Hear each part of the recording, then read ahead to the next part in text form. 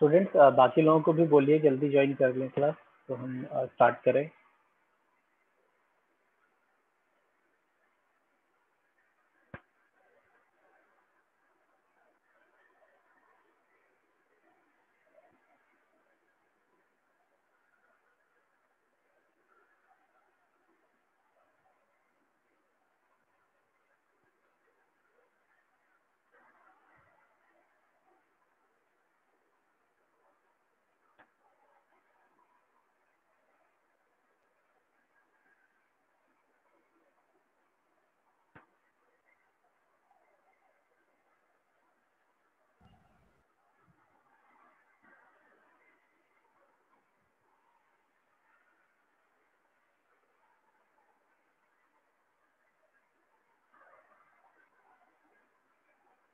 तो स्टूडेंट्स हम लोग यूनिट फर्स्ट स्टडी कर रहे थे एंड एज पर सिलेबस हम लोगों ने जो लास्ट टॉपिक स्टडी किया है वो ये डेटा ट्रांसफर स्कीम स्टडी की थी। Architecture, operation, addressing modes, interrupt and data transfer scheme. तो यहाँ तक हम लोग स्टडी कर चुके हैं यूनिट फर्स्ट में। एंड आज के लेक्चर में हम जो टॉपिक डिस्कशन करेंगे वो instruction and data flow discuss करेंगे और इंटरफेसिंग डिवाइसेस। ये दो टॉपिक्स आज के लेक्चर में हम लोग डिस्कस कर लेंगे। एंड जो एक टॉपिक यहाँ पर बचेगा फर्स्ट यूनिट का, टाइमर एंड टाइमिंग डायग्राम। इस टॉपिक को हम लोग जब ये सेकंड यूनिट स्टडी करेंगे तो सेकंड यूनिट में ही मशीन साइकिल में इसको स्टडी कर लेंगे, टाइमर एंड टाइमिंग डायग्राम को। एक सर छोटा सा, हाँ जी सर ये डेटा ट्रांसफर स्कीम हमारे में नहीं हुआ था सर, 4344 में हुआ था। अच्छा ठीक है, चलिए फिर इसको भी डिस्कस कर लेंगे अभी। ठीक है, टाइमर एंड टाइमिंग डायग्राम को हम लोग मशीन साइकिल में सेकेंड यूनिट में डिस्कस करेंगे, क्योंकि टाइमर और टाइमिंग डायग्राम को समझने के लिए हमें कुछ माइक्रो प्रोसेसर की पिन्स के बारे में जानकारी होनी चाहिए। तो उसके लिए हमें सबसे पहले इसका पिन डायग्राम 8085 का हम लोग पढ़ेंगे, सो दैट कि हमें उनके पिन्स के बारे में पता चल जाए, तब जा करके हम उनके सिग्नल्स और उनकी टाइमिंग के बारे में स्टडी कर पाएंगे, तब हमें ज़्यादा अच्छे से समझ में आएगा। इसलिए इस टॉपिक को हम नेक्स्ट यूनिट के लिए स्किप कर रहे हैं, नेक्स्ट यूनिट में स्टडी करेंगे। बाकी जो टॉपिक्स बचेंगे आपका data transfer scheme, instruction and data flow और इंटरफेसिंग डिवाइस, इनको हम लोग आज के लेक्चर में कंप्लीट कर लेते हैं।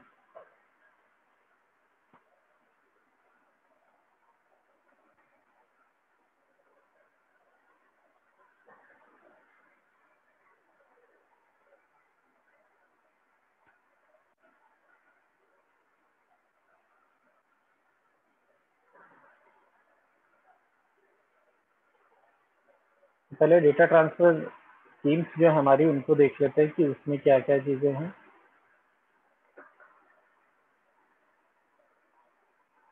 तो डेटा ट्रांसफर की नीड क्या है, अगर हम माइक्रो प्रोसेसर के रेस्पेक्ट में इस चीज़ को समझने की कोशिश करें तो, क्योंकि माइक्रो प्रोसेसर अपने आप में सिर्फ और सिर्फ प्रोसेसिंग का काम करता है, बट इसको डेटा की जो रिक्वायरमेंट है वो इसके इनपुट आउटपुट डिवाइसेस और जो भी मेमोरी डिवाइसेस इससे इंटरकनेक्टेड होती हैं उनके थ्रू प्रोवाइड किया जाता है।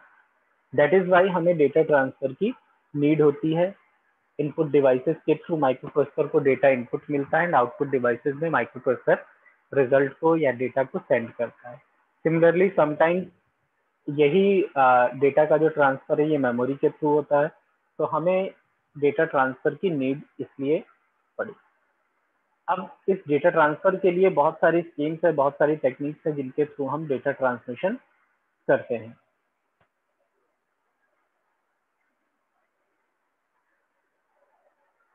तो सबसे पहले हम क्लासिफिकेशन देख लेते हैं कि डेटा ट्रांसफर स्कीम्स का क्लासिफिकेशन क्या है।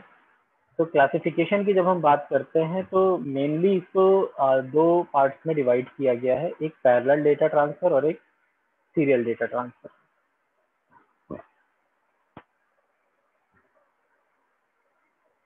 अब पैरेलल और सीरियल आप लोग जो अभी तक पढ़ते आए हैं मीनिंग बिल्कुल सेम है। सीरियल के केस में क्या होगा कि जैसे मान लीजिए हमारे पास में एक डेटा है जिसको कि हमने इस तरह से सीरियली ऑर्गेनाइज कर रखा है, नंबर ऑफ कुछ बिट्स हैं उनको इसी तरह से सीरियली ऑर्गेनाइज कर रखा है, और इस डेटा को इसी तरह सीरियली सेंड करेंगे।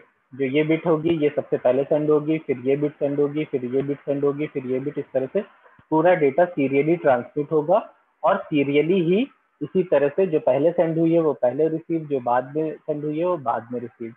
तो इस तरह से एक ट्रांसमिशन मीडियम होगा और उसके थ्रू ट्रांसमीटर से रिसीवर पे डेटा को सेंड किया जाएगा और रिसीवर पे पूरा डेटा ये रिसीव हो जाएगा।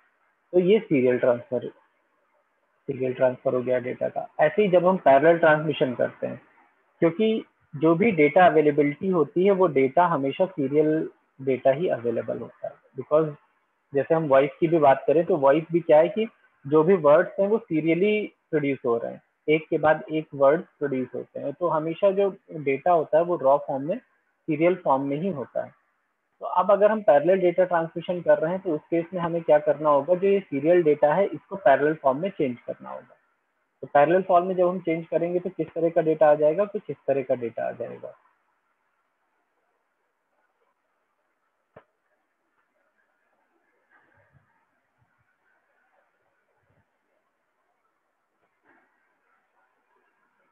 और इस तरह से ये डेटा पैरेलली। अब इस केस में क्या होगा, जितनी भी बिट्स हैं ये सारे बिट्स एक साथ ट्रांसमिट होंगी, ऐसा नहीं है कि बिट्स एक के बाद एक ट्रांसफर होगी, इसीलिए। और ये अगर हमारे पास में ट्रांसमीटर हो गया और नेक्स्ट जो रिसीवर है रिसीव कर रहा है, रिसीवर भी क्या करेगा, इसी तरह से in the same way serially पूरे डेटा को रिसीव करेगा, और सॉरी पैरेलली डेटा को रिसीव करेगा और एक साथ पूरा डेटा रिसीव हो जाएगा थ्रू सम ट्रांसमिशन मीडिया। तो इन दिस केस अगर आप देखेंगे कि यहाँ पर जितना टाइम एक बिट को यहाँ से ट्रांसमीटर से रिसीवर तक पहुंचने में लग रहा है, अगर सेम ट्रांसमीटर रिसीवर में हम पैरेलल डेटा ट्रांसमिशन करेंगे तो इन दिस केस क्या होगा, जितना टाइम एक बिट को लग रहा था उतने ही टाइम में सारी की सारी बिट रिसीवर तक पहुंच जाएंगी। यहाँ पर हमारी एफिशिएंसी इंक्रीज हो रही है, टाइम कम लग रहा है। तो अगर इस पॉइंट ऑफ व्यू से देखा जाएगा तो parallel data transmission is much better. तो ये एक बहुत ही छोटा सा जो है और इम्पोर्टेंट सीरियल और डेटा ट्रांसमिशन में डिफरेंस है कि किस तरह से सीरियल डेटा ट्रांसमिशन होता है और किस तरह से पैरेलल डेटा ट्रांसमिशन होता है। अब एक और जैसे डिफरेंस की अगर हम बात करते हैं कि सीरियल और पैरेलल में क्या डिफरेंस है, तो जैसे सीरियल डेटा ट्रांसफर में हम हमारे पास जो डेटा की अवेलेबिलिटी है, हम डेटा को एज इट इज ट्रांसफर कर रहे हैं from transmitter to receiver. But जब हम पैरेलल डेटा ट्रांसफर की बात कर रहे हैं तो in case of parallel data transfer क्या होगा कि जो डेटा अवेलेबल है, सीरियल डेटा अवेलेबल है, इसको हमें क्या करना होगा, पैरेलल में कन्वर्ट करना होगा। तो अगर हमें पैरेलल में डेटा को कन्वर्ट करना है तो हमें कोई ना कोई सर्किट डिजाइन करना पड़ेगा, जो सर्किट सीरियल डेटा को पैरेलल डेटा में कन्वर्ट कर सके, तभी तो हम ये ट्रांसमिशन पैरेलली कर पाएंगे। And in the same way receiver side में भी हमें एक ऐसा सर्किट डिजाइन करना होगा जो इस रिसीव डेटा, जो पैरेलली रिसीव डेटा है, इस डेटा को वापस सीरियल डेटा में कन्वर्ट कर सके। तो कंक्लूजन क्या निकलता है कि पैरेलल डेटा ट्रांसफर का जो ट्रांसमिशन सिस्टम होगा वो थोड़ा सा कॉम्प्लेक्स होगा, क्योंकि इसमें एक एक्स्ट्रा सर्किटरी इन्वॉल्व होगा to convert serial data to parallel data. और जब हम सीरियल डेटा ट्रांसफर की बात करेंगे तो कंपैरेटिवली इसका जो सर्किट होगा वो थोड़ा सा सिंपल सर्किट होगा।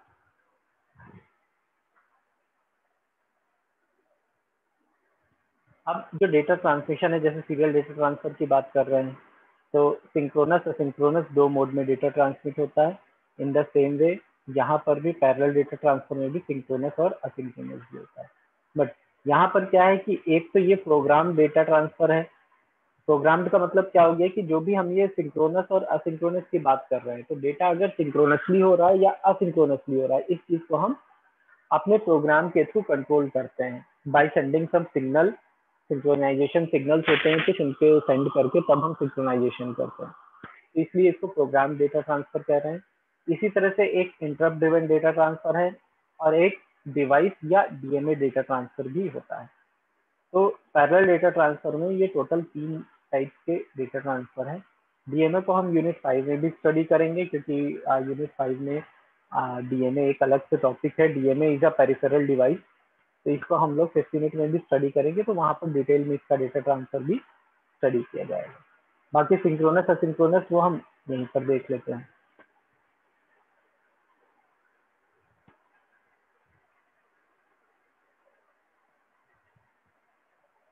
डिफरेंस की बात कर रहे थे, देखिए डिफरेंस आ गया। तो सीरियल ट्रांसमिशन में क्या है, data bit flows in by direction, और यहाँ पर जो है वो मल्टीपल लाइंस में।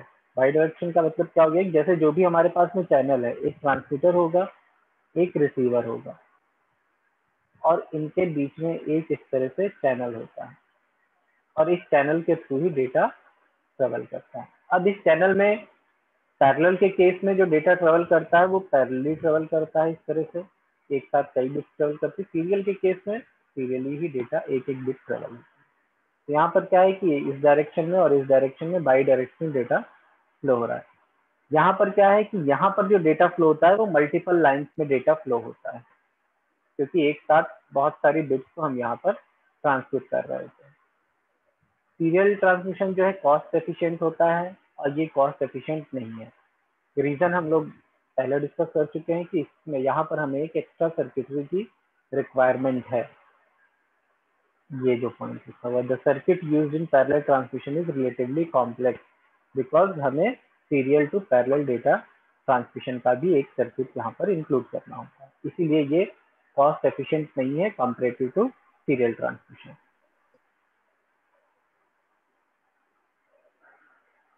ठीक, ये भी हम लोगों ने डिस्कस कर लिया। 1 bit transferred at 1 clock pulse, और यहाँ पर 8 bit transferred at 1 clock pulse. Serial transmission obvious है कि स्लो होगा, because at a time single bit transmission हो रहा है। अब पैरेलल फास्ट होगा, बिकॉज यहाँ पर एक साथ हम 8 बिट्स को ट्रांसमिट कर रहे हैं। Generally parallel transmission is used for short distance, and serial transmission को लॉन्ग डिस्टेंस के लिए यूज किया जाता है। तो ये तो डिफरेंस हो गया सीरियल और पैरेलल में। ऐसे ही जैसे हम लोग अभी डिस्कस कर रहे थे कि पैरेलल डेटा ट्रांसफर में 3 टाइप के ट्रांसमिशन है। एक प्रोग्राम डेटा ट्रांसफर हो गया, एक इनपुट ड्रिवन हो, इंटरप्ट ड्रिवन हो गया, और एक डिवाइस या डीएमए डेटा ट्रांसफर।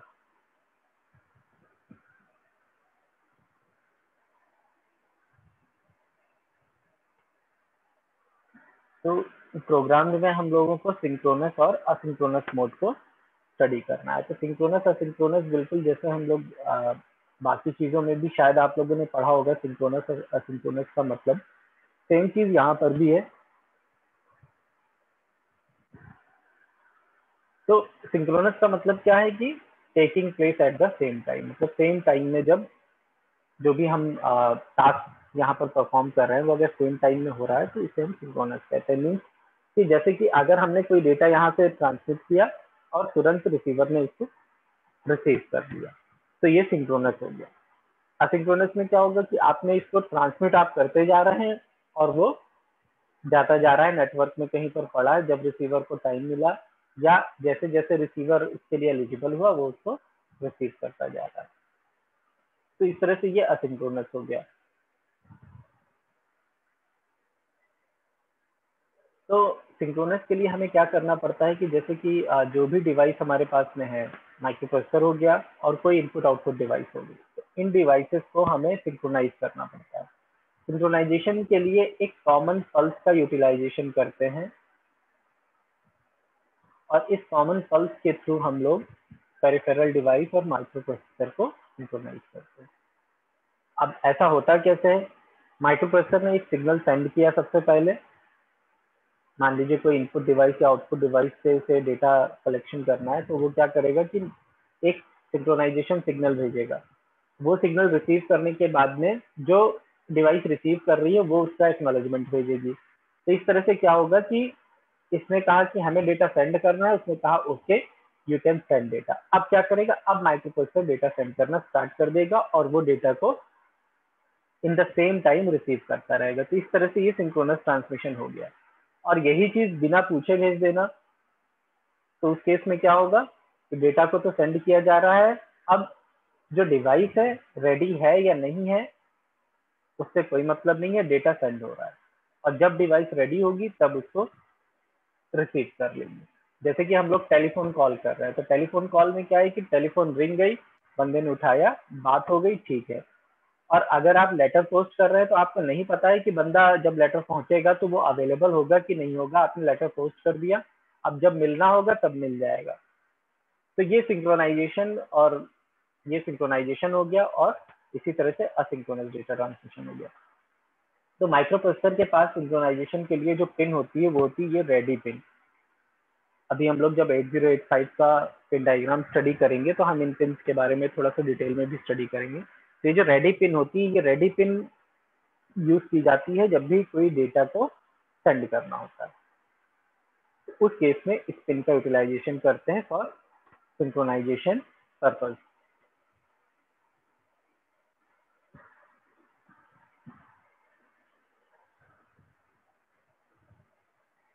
अब ये जो असिंक्रोनस डेटा ट्रांसफर है, जरूरत असिंक्रोनस की भी पड़ रही है, क्योंकि जैसे कि हमने अभी एग्जांपल दिया कि बात मोबाइल से भी हो जा रही है, लेकिन उसके बाद भी अभी भी लेटर वाला सिस्टम भी चल रहा है, क्योंकि कुछ एप्लीकेशंस ऐसे हैं जहां पर कि आपको फिजिकल जो लेटर्स हैं या फिजिकल एनवेलप के थ्रू ही हम लोग डेटा को सेंड करते हैं। कहीं कहीं ऐसी रिक्वायरमेंट पड़ रही है अभी भी, दैट इज वाई वो टेक्नोलॉजी ऑब्सोलीट नहीं हुई है। तो उसी तरह से असिंक्रोनस डेटा ट्रांसफर भी जो है वो भी कहीं ना कहीं यूज होता है, और उसके यूज होने के पीछे भी कुछ रीजन है। रीजन क्या है? when the speed of the input output device is slower than that of the microprocessor। Speed slow होने का मतलब क्या है कि लाइक आप लोग जैसे ये कह लीजिए कि बैडमिंटन खेल रहे हैं या टेनिस खेल रहे हैं, एक तरफ सिंगल प्लेयर है, एक तरफ 5 प्लेयर है। तो इस केस में क्या होगा, 5 प्लेयर डेटा को या ये कह लीजिए कि बॉल को थ्रो कर रहे हैं, और जिस तरफ सिंगल प्लेयर है वो 5 की 5 बॉल्स को रिसीव नहीं कर पाएगा, बिकॉज एक की स्पीड उतनी नहीं है जितनी स्पीड 5 की होगी। तो उस केस में क्या करेगा, वो शायद 1 या 2 को रिसीव कर ले, 3 को रिसीव कर ले, लेकिन 1-2 बॉल्स उससे लॉस हो ही जाएंगी। यही चीज यहाँ पर इनपुट आउटपुट डिवाइसेस के केस में भी है। मान लीजिए कि माइक्रो प्रोसेसर की डेटा ट्रांसफर की स्पीड थोड़ी सी ज्यादा है, और जो इनपुट आउटपुट डिवाइस जो भी कनेक्टेड है वो उससे स्लोअर है, उस स्पीड से डेटा को रिसीव नहीं कर सकती। तो इन दिस केस क्या होगा कि मान लीजिए माइक्रो प्रोसेसर में तो डेटा सेंड कर दिया अपनी स्पीड से, बट इनपुट आउटपुट डिवाइस इस डेटा को रिसीव नहीं कर पाई, तो क्या होगा, डेटा लॉस हो जाएगा। तो ऐसे एप्लीकेशंस में asynchronous transfer data transfer method को यूज किया जाता है जब दोनों डिवाइसेस की स्पीड डिफर करती है। जैसे कि क्या होता है कि आजकल हम लोग बहुत सारी जैसे कंप्यूटर है, कंप्यूटर से बहुत सारी डिवाइसेस इंटरकनेक्टेड होती हैं। आपके प्रिंटर हो गए, स्कैनर्स हो गए, डिस्प्ले डिवाइसेस हो गई, या कुछ अदर और भी डिवाइसेस हो गई, जैसे माउस, कीबोर्ड और बहुत सारी डिवाइसेस हैं। तो अब ये सारी डिवाइसेस हैं, अब या तो आप सारी डिवाइसेस को अपडेट रखिए। कभी कभी क्या होता है कि जैसे हमारा सिस्टम स्लो हो गया तो हमने क्या किया, हमने रैम इंक्रीज करा ली, हार्ड डिस्क इंक्रीज करा ली, एसडीडी लगवा ली, इस तरह से करके हमने अपने सिस्टम को तो अपग्रेड कर लिया, सिस्टम सही काम करने लगा। लेकिन उसके साथ जो अदर डिवाइसेस कनेक्टेड हैं, जो डिवाइसेस है वो उतना कंपेटेबल नहीं है, उस स्पीड से वर्क नहीं कर सकती। तो उस केस में क्या होगा कि या तो क्यूइंग हो जाएगी या तो फिर डेटा का लॉस होने लगेगा।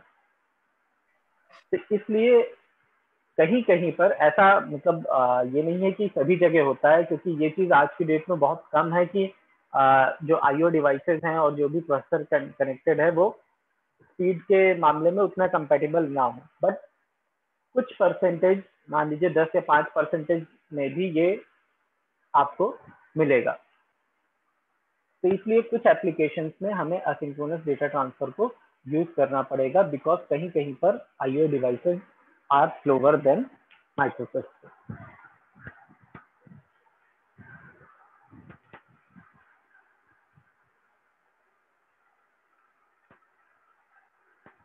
अब हम बात करेंगे इंस्ट्रक्शन एंड डेटा फ्लो की माइक्रोप्रोसेसर में किस तरह से इंस्ट्रक्शंस और जो डेटा है वो किस तरह से फ्लो करता है। तो इस चीज को समझने के लिए ये एक डायग्राम यहाँ पर हमने शेयर किया हुआ है।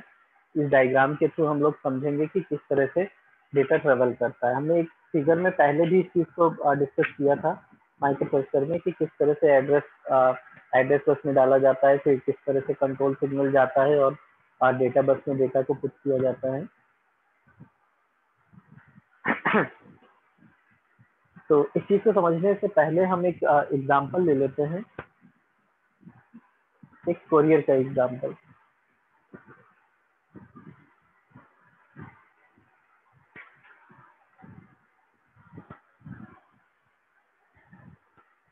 मान लीजिए किसी को कोई कोरियर डिलीवर करना है आपके एड्रेस पे, तो उस केस में क्या होगा, जो भी कोरियर जाना होगा, जो भी कोरियर बॉय होगा वो क्या करेगा कि आपके मतलब अपने ऑफिस से आपका एड्रेस लेगा, या जैसे जो भी कोरियर है उसमें एड्रेस पड़ा ही होगा तो वो उसको पिक करेगा। आफ्टर दैट वो क्या करेगा, उस एड्रेस के अकॉर्डिंग जो भी नियर बाई लोकेलिटी होगी वहां पहुंच करके आपके हाउस नंबर के पास पहुंच करके क्या करेगा, डोर बेल को रिंग करेगा। ठीक, तो ये जो एड्रेस वहां से लेना और उस एड्रेस के थ्रू आपके घर तक पहुंचना, ये क्या हो गया, ये तो जो डेटा बस मतलब सॉरी जो बस हो गई, बस का काम हो गया कि हाँ किसी रूट से आप एक डेस्टिनेशन पे पहुंच रहे हैं। आफ्टर दैट जो डोर बेल रिंग करने का काम है वो क्या है, वो एक कंट्रोल सिग्नल है आपको इंफॉर्मेशन देने के लिए कि आइए और आकर के रिसीव करिए। अब उसके बाद क्या होगा कि कोई घर के अंदर से आएगा, डोर ओपन करके पैकेज को रिसीव करेगा और उसके बाद में जो कोरियर बॉय होगा वो वापस अपने ऑफिस में रिटर्न हो जाएगा।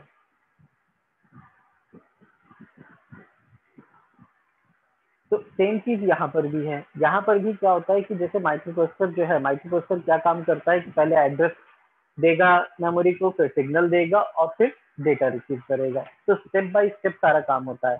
तो फर्स्ट स्टेप में क्या होगा कि जो माइक्रो प्रोसेसर है, माइक्रो प्रोसेसर क्या करेगा कि प्रोग्राम काउंटर से, ये जो प्रोग्राम काउंटर आप लोगों को दिख रहा है, यहाँ से एड्रेस पिक करेगा। 16 बिट का ये प्रोग्राम काउंटर होता है, 16 बिट का यहाँ से एड्रेस पिक करेगा और उस एड्रेस को एड्रेस बस में, ये जो आपको एड्रेस बस दिख रही है, इस एड्रेस बस में उस 16 बिट के डेटा को पुट कर देगा और ये 16 बिट का ये यहाँ पर इस एड्रेस को स्पेसिफाई कर रहा है। अब ये जो 16 बिट का एड्रेस होता है,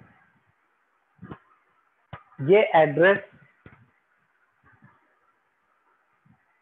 इसकी जो एड्रेस लाइंस होती हैं माइक्रो प्रोसेसर में, A0 से लेकर के A15 तक की एड्रेस लाइंस होती है।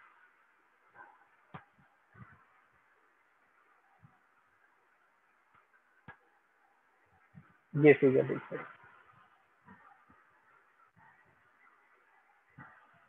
ये टाइमिंग डायग्राम ही है एक, थोड़ा थोड़ा सा इसमें बता देंगे आप लोगों को, बाकी डिटेल में हम लोग बाद में देखेंगे। ये क्लॉक पल्स है, कोई भी काम जो होता है वो क्लॉक पल्सेस के अकॉर्डिंग ही होता है। एक क्लॉक पल्स पूरी हुई, टाइम T1 हो गया, second clock pulse T2 time, T3 time, T4, इस तरह से हर एक क्लॉक पल्स को टाइम दिया जाता है। एड्रेस बस जो होती हैं हमारी, A0 से लेकर के A15 तक की एड्रेस बसेस होती हैं माइक्रो प्रोसेसर में। यानी कि टोटल जो एड्रेस बसेस होती हैं वो कितनी हो गई, काउंटिंग इसकी 16 काउंटिंग हो गई। इसमें से जो 8 होती हैं A0 से लेकर के A7, ये एड्रेस बस, ये जो बस होती है ये एड्रेस बस का भी काम करती है और डेटा बस का भी काम करती है। इसीलिए देखिए ये जो AD0 से AD7 लिखा हुआ है, ये आपकी जब एड्रेस ले जाना होता है तो एड्रेस बस का काम करती है, जब डेटा ले जाना होता है डेटा बस का काम करती है। बिकॉज माइक्रो प्रोसेसर में या तो डेटा आएगा या तो एड्रेस जा रहा होगा, कोई एक ही काम होगा। इस चीज को हम लोग इस फिगर से एक बार समझ लेते हैं।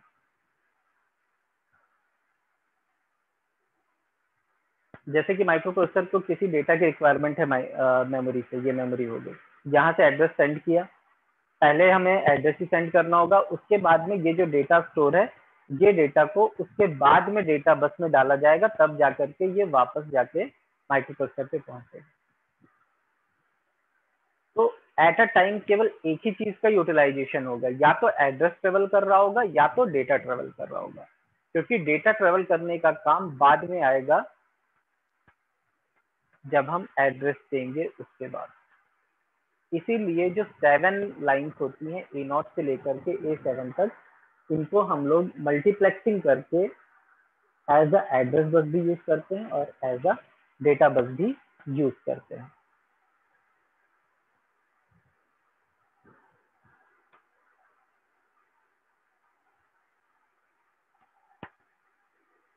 इसीलिए हमें जो डेटा को पुट करना होता है, 8 बिट ये हो गई डेटा की और 8 बिट ये हो गई, टोटल 16 बिट का डेटा होता है। 8 बिट का डेटा इस लाइन में पुट किया जाता है, 8 बिट का डेटा इस लाइन में पुट किया जाता है, क्योंकि हमारे पास में जो एड्रेस है वो क्या है, 2005, ये हेक्साडेसिमल में डेटा है हमारे पास में। तो 8 बिट, टोटल 16 बिट का डेटा हो गया, 8 बिट ये हो गई और 8 बिट ये हो गई।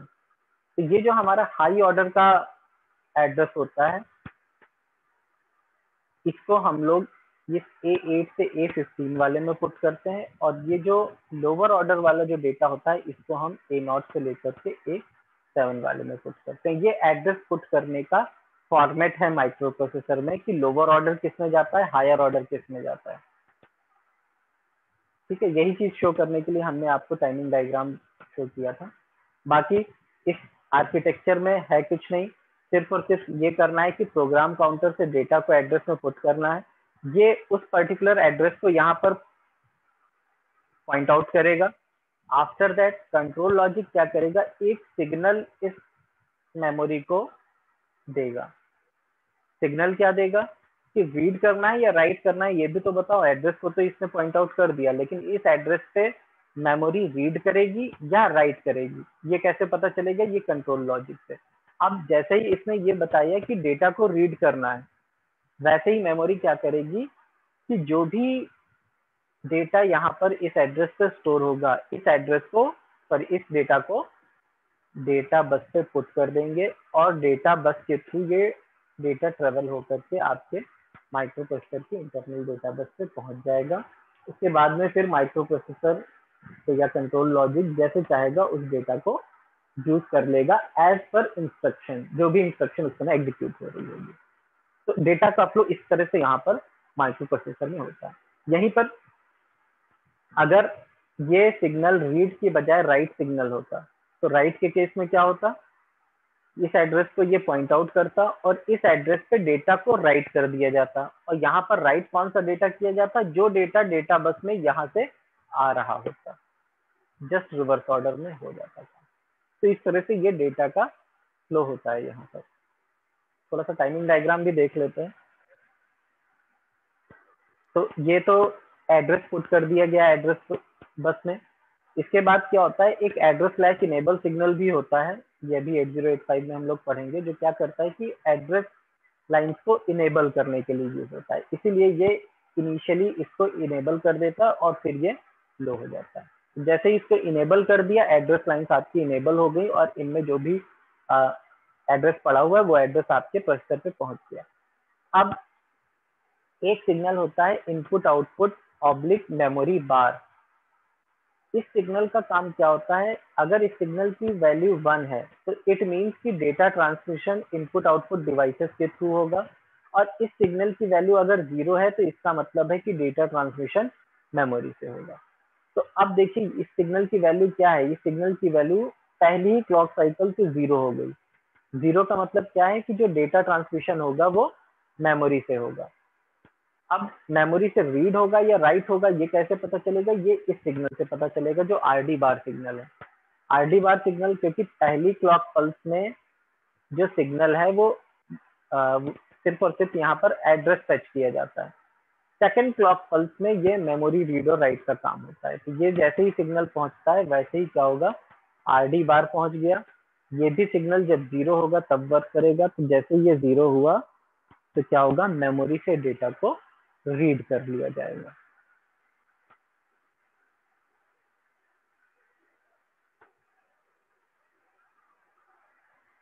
कोई दिक्कत कहीं पर हो तो बताइएगा।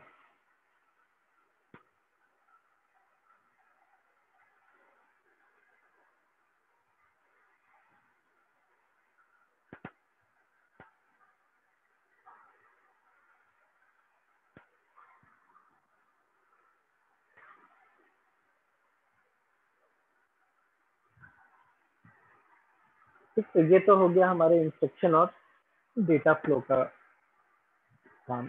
इसके बाद फिर हम इंटरफेसिंग डिवाइसेस का थोड़ा सा इंट्रोडक्शन देख लेते हैं कि इंटरफेसिंग डिवाइसेस क्या होती हैं। अभी तक कई जगह हम लोगों ने इंटरफेसिंग डिवाइसेस का नाम लिया, इंटरफेसिंग डिवाइसेस क्या है, आईओ डिवाइसेस क्या है। तो थोड़ा सा इंट्रोडक्शन यहाँ पर ले लेंगे, इसके बाद में जो यूनिट 5 होगी वहां पर हम लोग डिटेल में इंटरफेसिंग डिवाइसेस के बारे में स्टडी करेंगे। ये डायग्राम जो है, ये डायग्राम आप लोगों को जो बुक शेयर की हुई है उसी बुक में मिल जाएगा, and most probably page number 101 पे आई थिंक ये डायग्राम मिलेगा। और जो चीजें हमने बताई हैं वो फिर भी आप लोगों को मिल जाएगी।